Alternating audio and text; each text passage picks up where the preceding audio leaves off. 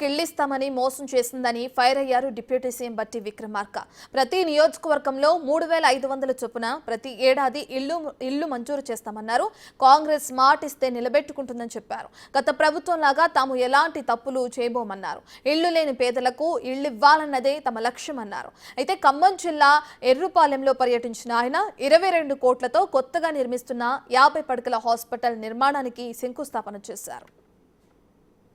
రాష్ట్ర వ్యాప్తంగా ఉన్నటువంటి పేదవాళ్ల కోసం 10 సంవత్సరాల నుంచి ఎదురు చూస్తా ఉన్నారు ఇల్లు లేక.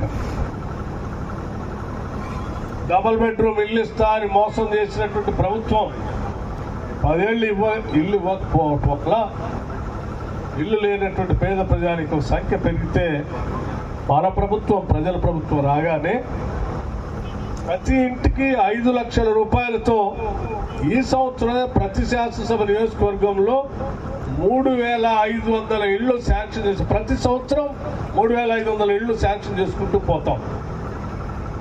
రాబోయే ఈ మొత్తం 5 సంవత్సరాల్లో నాకు తెలిసి ప్రతి శాసనసభ నియోజకవర్గంలో ఇల్లు లేనటువంటి వాళ్ళందరికీ ఇల్లు వచ్చేటట్టుగా ఒక ప్రణాళికాబద్ధంగా ముందుకు పోతాం. ఈ ఒక్క సంవత్సరమే 22,500 కోట్ల రూపాయలతో ఇందిరమ్మ ఇల్లు శాంక్షన్ చేసే కార్యక్రమం ముందుకు పోతా ఉన్నాం. అలాగే